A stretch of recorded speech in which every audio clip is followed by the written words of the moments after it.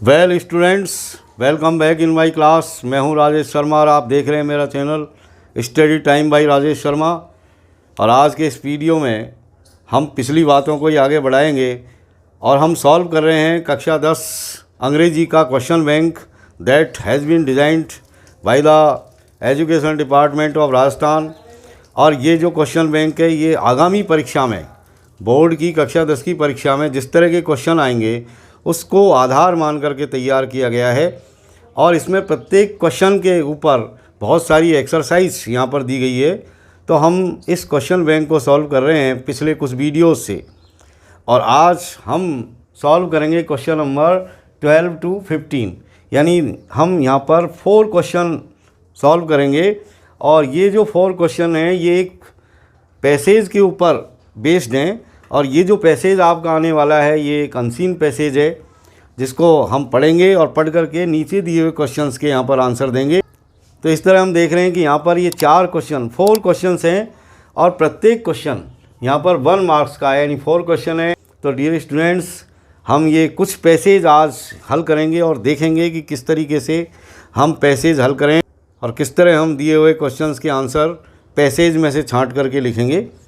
तो आइए हम सॉल्व करते हैं इस पैसेज को। और इससे पहले कि हम सॉल्व करें, एक बात ये कि यदि आप मेरे चैनल पर नए व्यूअर हैं तो please subscribe my channel study time by Rajesh Sharma. और एक बात ये कि आप वीडियो को पूरा देखें। तो लेट्स स्टार्ट। ये है आपका question number 12 to 15। Read the following passage carefully. नीचे दिए हुए पैसेज को ध्यानपूर्वक पढ़ना है एंड आंसर द क्वेश्चंस के आंसर्स देने हैं दैट फॉलो, जो नीचे दिए गए हैं। तो आप देखिए यहाँ पर ये पैसेज है, हम इसको यहाँ पर सॉल्व करेंगे, एक्सप्लेन करेंगे। इसका हिंदी में अर्थ करके मैं आपको समझाऊंगा। जैसे आप देखिए, after the emperor had left, यानी एम्परर के चले जाने के बाद में, यानी राजा के चले जाने के बाद में या बादशाह के चले जाने के बाद में, एक क्राउड ऑफ पीपल यानी लोगों की भीड़ केम टू सी मी, मुझे देखने के लिए आई। राजा के चले जाने के बाद में लोगों की एक भीड़ जो है मुझे देखने के लिए आई। I was a novelty in that island, मैं उस आइलैंड में यानी उस द्वीप के अंदर एक नॉवल्टी था। नॉवल्टी यानी एक अनजान और नया व्यक्ति था, यानी उन लोगों के लिए मैं एक नॉवल्टी यानी एक नया आदमी था। बिकॉज, क्योंकि these people had never seen someone of my size before, क्योंकि दीज पीपुल यानी इन लोगों ने हैड नेवर सीन पहले कभी नहीं देखा था, समवन किसी ऐसे आदमी को, ऑफ माई साइज मेरे आकार के, बिफोर यानी पहले, यानी इस द्वीप के जो निवासी थे उन्होंने मेरे आकार वाले व्यक्ति को पहले कभी भी नहीं देखा था, यानी मेरा आकार शायद बड़ा था। सम ऑफ द टिनी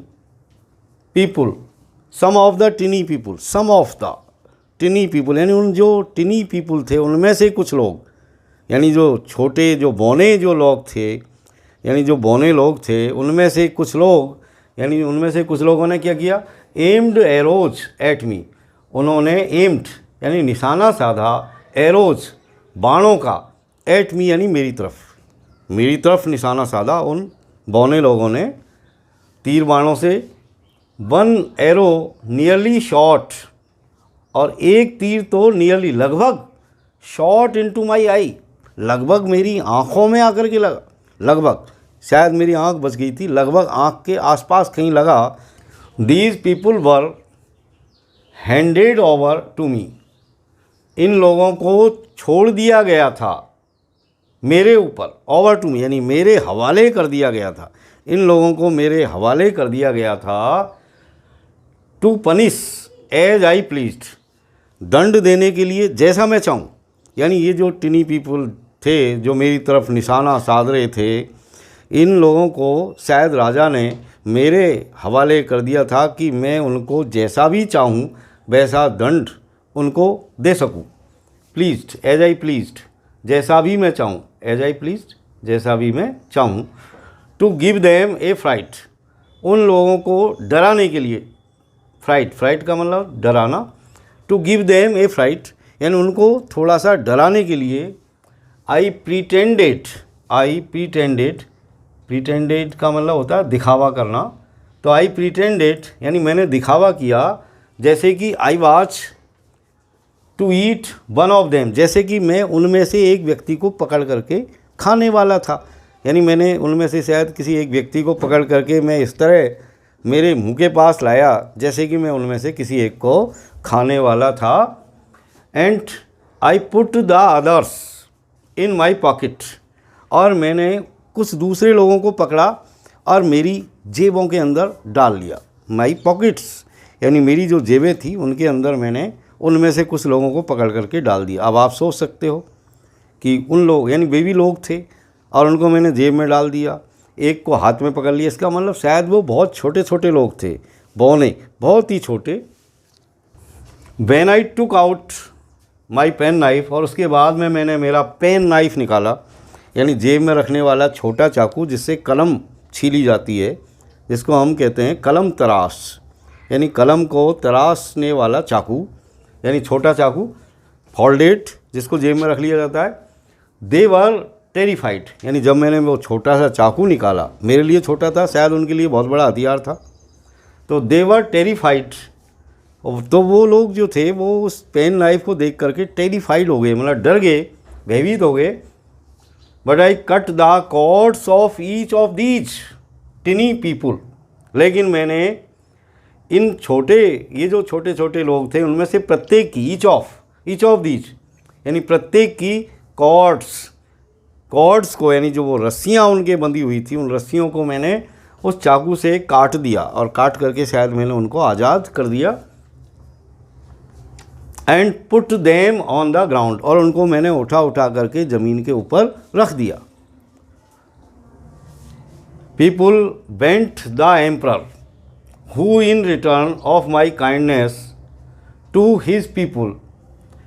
तो इसके बाद में क्या हुआ कि people went to the emperor, तो कुछ लोग जो है राजा के पास गए, और शायद राजा से जाकर के मेरी बातों को बताया होगा कि हमारे साथ उस आदमी ने, उस बड़े आदमी ने किस तरह का व्यवहार किया है। तो राजा ने who in return of my kindness to his people, यानी अपने लोगों के प्रति मेरी जो काइंडनेस थी, जो मैंने दयालुता दिखाई थी, उसके जवाब में, उसके बदले में, इन रिटर्न उसके बदले में राजा ने क्या किया, डिसाइडेड दैट, राजा ने निश्चय किया, that I would not be killed, तो राजा ने ये निश्चय किया कि मुझको मारा नहीं जाएगा, यानी मुझको किल नहीं किया जाएगा, ऑन द एम्परर्स ऑर्डर्स, और उसके बाद में राजा के आदेश पर 6 काउज एंड 40 शीप, यानी 6 गायें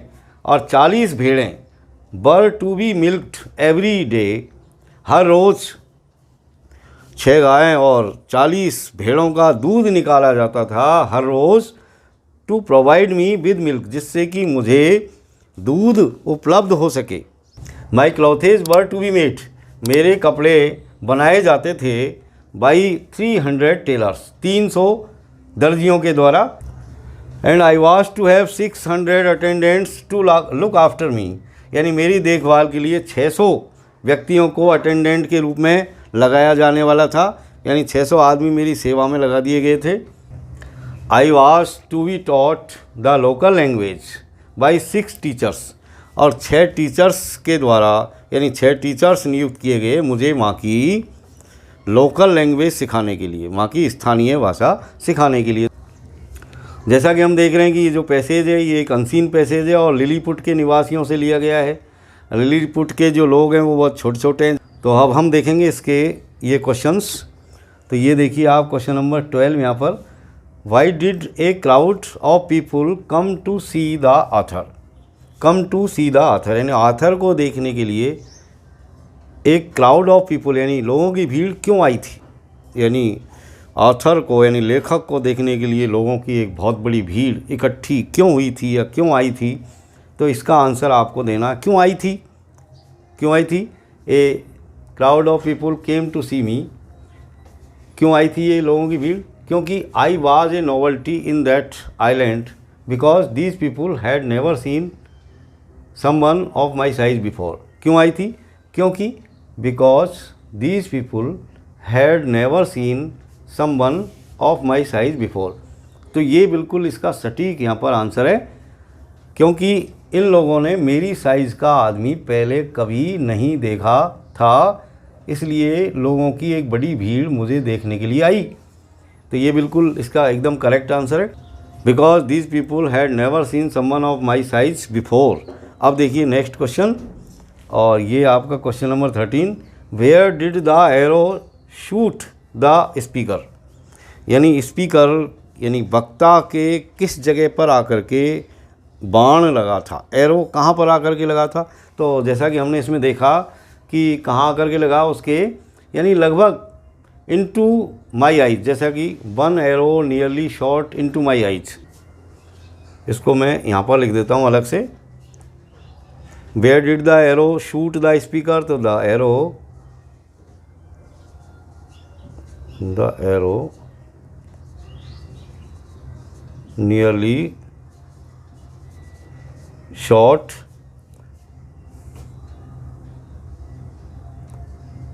into his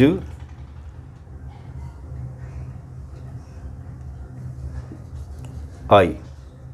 the arrow nearly shot into his eye, यानी लेखक की या स्पीकर की बिल्कुल आँखों के अंदर आकर के लगा था, यानी आँख थोड़ी सी उसकी बच गई थी।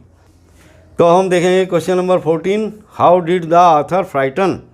किस तरह आथर ने डराया, फ्राइटन किया द पीपुल लोगों को, हु वर शूटिंग जो शूटिंग कर रहे थे, एरोज बाणों की, एट हिम उसकी तरफ। यानी वे लोग जो लेखक की तरफ बाण चला रहे थे उनको आथर ने यानी लेखक ने कैसे डराया। तो उसने क्या किया, तो इसको हम अपनी भाषा में किस तरह लिखेंगे, तो मैं यहाँ पर इसको लिख देता हूँ। यहाँ पर जो भी फर्स्ट पर्सन के प्रोनाउन आए हैं उनको हमको चेंज करना है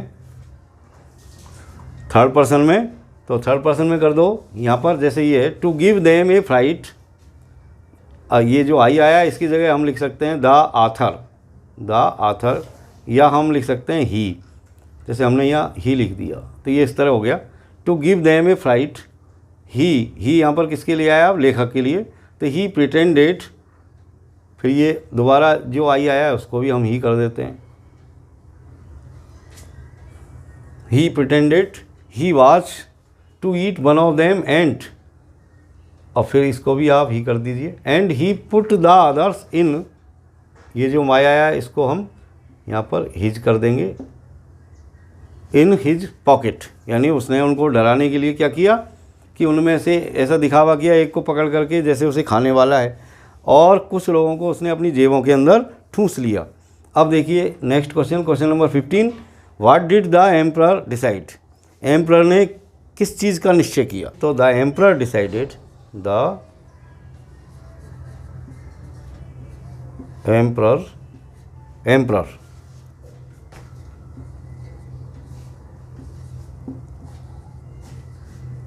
डिसाइडेड, एम्परर ने डिसाइड किया that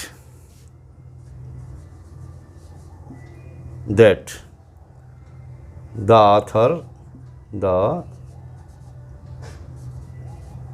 author would not be killed,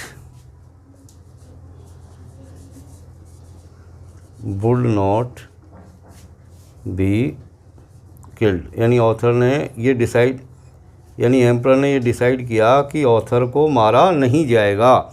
the emperor decided that the author would not be killed. तो डियर स्टूडेंट्स, इस तरीके से हम पैसेज में से अपने प्रश्नों के उत्तर छांट सकते हैं और उनको हम आसानी के साथ लिख सकते हैं। यस स्टूडेंट्स, हम इसी के लिए एक और पैराग्राफ यहाँ पर लेते हैं क्वेश्चन नंबर 12 to 15 के लिए।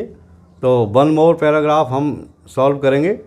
तो देखिए ये एक और पैराग्राफ, जैसे पहले हम इसको पढ़ेंगे केयरफुली और नीचे दिए हुए क्वेश्चंस के आंसर यहाँ पर हम देंगे।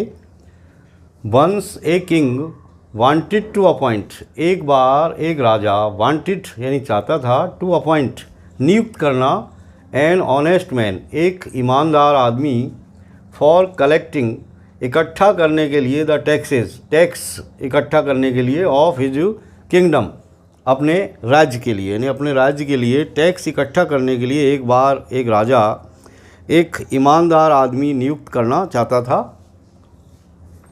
There were many candidates for the post and a day was fixed for selecting the most honest man among them. तो क्या हुआ कि बहुत सारे व्यक्ति इस पद के लिए आगे, many candidates for the post, इस पोस्ट के लिए यानी इस पद के लिए बहुत सारे अभ्यर्थी इकट्ठे हुए, और ए डे वाज फिक्स्ड, तो एक दिन निश्चित किया गया, फिक्स किया गया, for selecting the most honest man among them, उनमें से सबसे ज़्यादा ईमानदार आदमी का चुनाव करने के लिए, सिलेक्ट करने के लिए। द किंग वंडर्ड, राजा को इस बात का आश्चर्य हुआ कि हाउ टू नो, कि किस तरह पता चलेगा, इफ़ वन वाज ऑनेस्ट और नॉट, कि कोई व्यक्ति ईमानदार है या नहीं है, यानी ये कैसे पता चलेगा कि भाई कोई व्यक्ति ऑनेस्ट है या कौन व्यक्ति ऑनेस्ट नहीं है। तो व्हेन द कैंडिडेट्स अराइव्ड, तो क्या हुआ कि जब सारे अभ्यर्थी आगे, अराइव्ड यानी आ पहुँचे, तो they were seated in a big room, तो सभी कैंडिडेट्स को एक बिग रूम, एक बड़े रूम के अंदर बिठा दिया गया। Where a lot of gold and silver coins were kept, और उस कमरे के अंदर बहुत सारे सोने और चांदी के सिक्के रखे हुए थे, मोहरें रखी हुई थी। आफ्टर सम टाइम, कुछ समय के बाद में, यानी कुछ समय के लिए उन कैंडिडेट्स को उस बड़े कमरे में जहाँ बहुत सारी सोने चांदी की मुहरें रखी हुई थी वहाँ पर बिठा के रखा गया। और कुछ देर बाद में,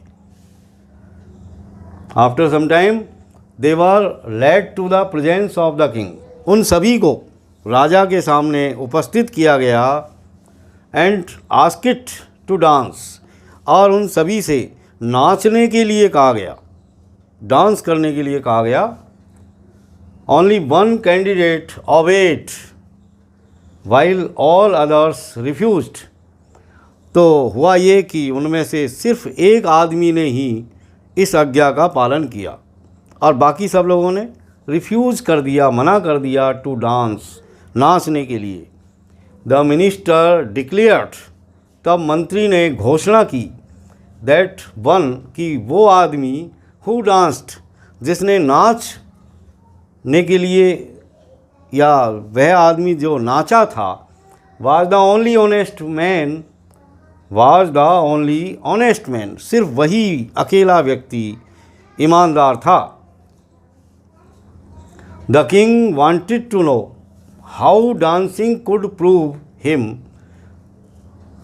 टू बी एन ऑनेस्ट, लेकिन राजा ये जानना चाहता था कि भाई नाचने से ये कैसे पता चला, या नाचने से ये कैसे सिद्ध हो सका कि वही व्यक्ति ईमानदार था। यानी राजा के दिमाग में अभी भी डाउट था कि ये भाई नाचने से कैसे पता चला कि भाई ये आदमी नाचा है तो ये ईमानदार है, बाकी के नहीं नाचे तो वो ईमानदार नहीं है। यानी नाचना कैसे इस बात को प्रूव करेगा कि व्यक्ति ईमानदार है और व्यक्ति, कौन सा व्यक्ति ईमानदार नहीं है। तो राजा के दिमाग में ये डाउट था। तो द किंग,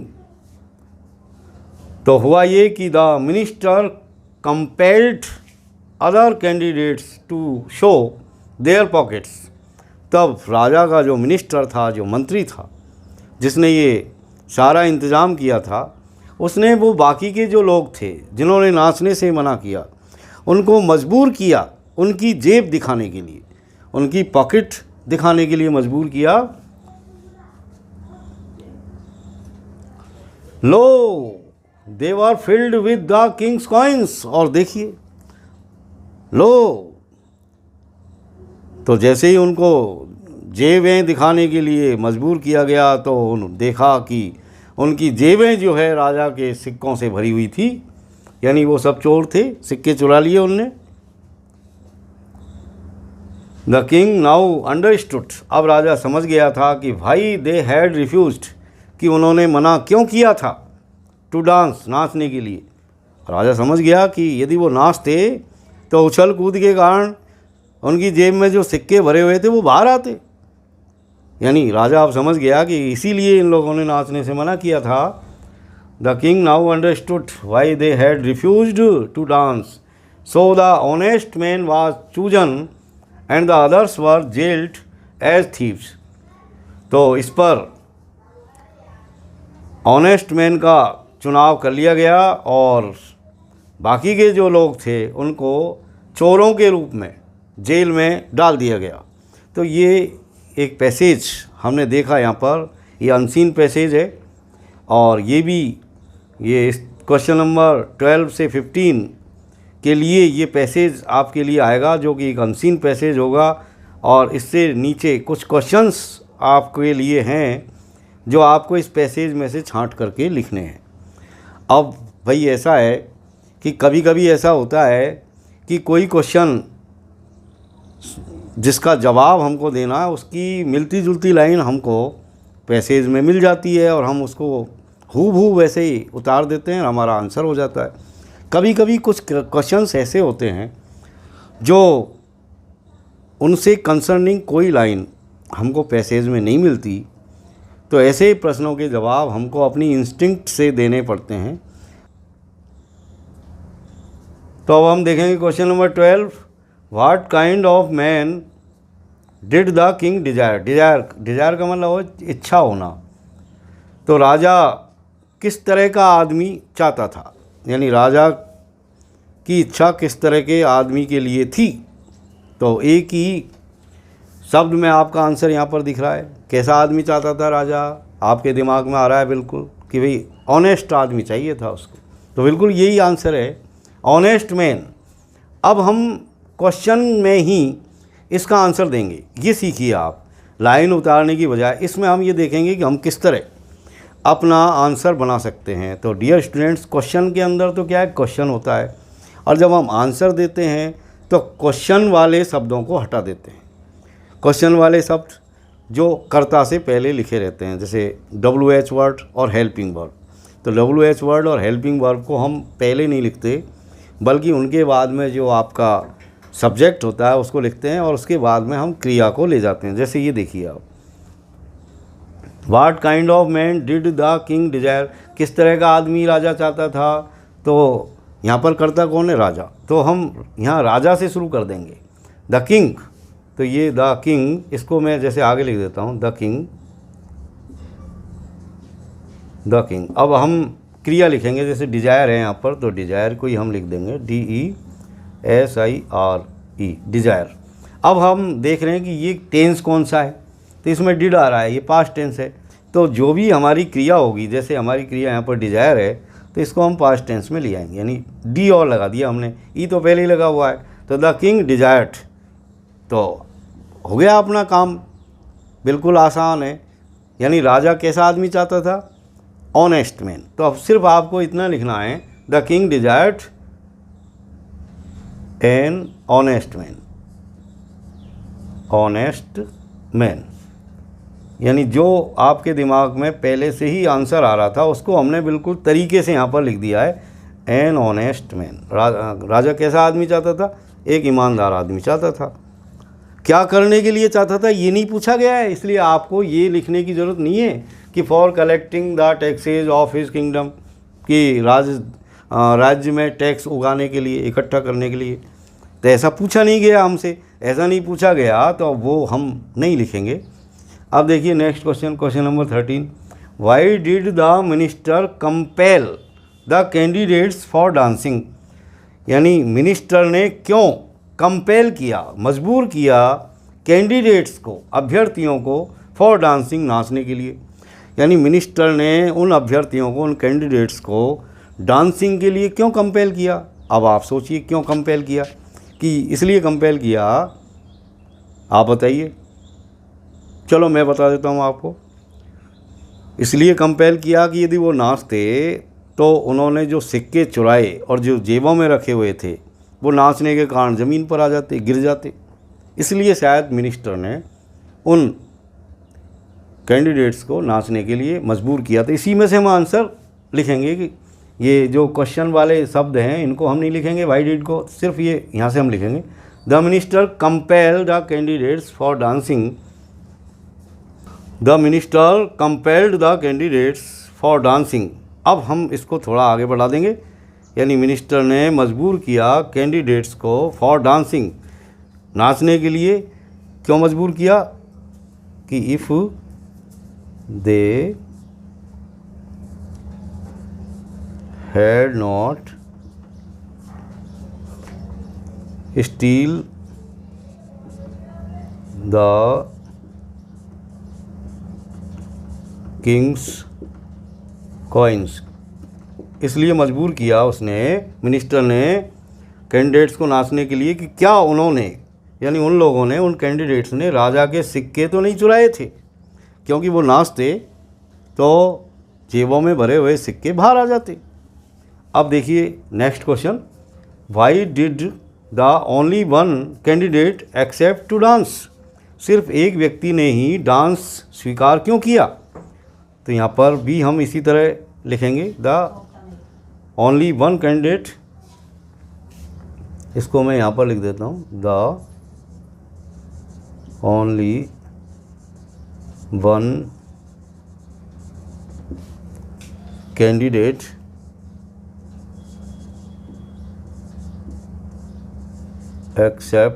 एक्सेप्टेड, ये सेकंड फॉर्म कर देंगे हम इसको, क्योंकि यहाँ पर डिड आ रहा है, यानी पास्ट टेंस में क्वेश्चन है आपका, तो पास्ट टेंस में ही आंसर आपका होना चाहिए। The only one candidate accepted to dance. क्यों उसने स्वीकार किया? बिकॉज ही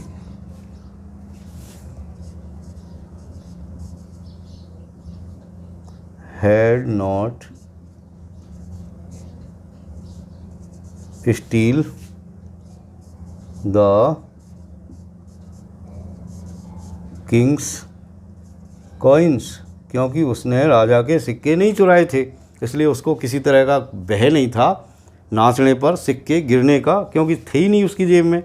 अब देखिए next one, what do you know about the minister. यानी मिनिस्टर के बारे में आप क्या जानते हैं? तो जैसा कि इस पैसेज से हमको पता चलता है कि मिनिस्टर ने ही ये सारी प्रतियोगिता आयोजित की थी, ये पता लगाने के लिए कि कौन व्यक्ति ऑनेस्ट है और कौन ऑनेस्ट नहीं है। इसका मतलब वो जो मिनिस्टर था वो बेहद वाइज पर्सन था, इंटेलिजेंट था, क्लेवर था। तो हम कह सकते हैं कि the minister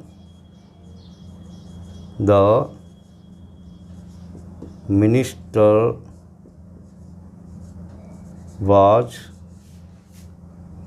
A wise and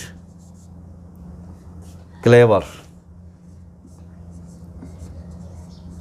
man. यानी वो जो मिनिस्टर था वो बहुत ही वाइज और क्लेवर व्यक्ति था, यानी बहुत ही चतुर और चालाक व्यक्ति था। The minister was a wise and clever man. तो डियर स्टूडेंट्स, इस तरीके से हम क्वेश्चंस की सहायता से अपने आंसर ड्राफ्ट कर सकते हैं। ऐसी स्थिति में जब पैसेज में उनसे संबंधित कोई एक्यूरेट लाइन हमको नहीं मिल रही हो। तो डियर स्टूडेंट्स, आज के वीडियो में हम इतनी ही बात करेंगे और अगले वीडियो में हम नेक्स्ट क्वेश्चंस के ऊपर चर्चा करेंगे। आज हमने क्वेश्चन नंबर 12 to 15 पर चर्चा की और अगले वीडियो में हम क्वेश्चन नंबर 16 से आगे बात करेंगे। तो dear students, that's all for today. See you again in next video. Till then keep watching my videos. Have a nice time. Thank you very much.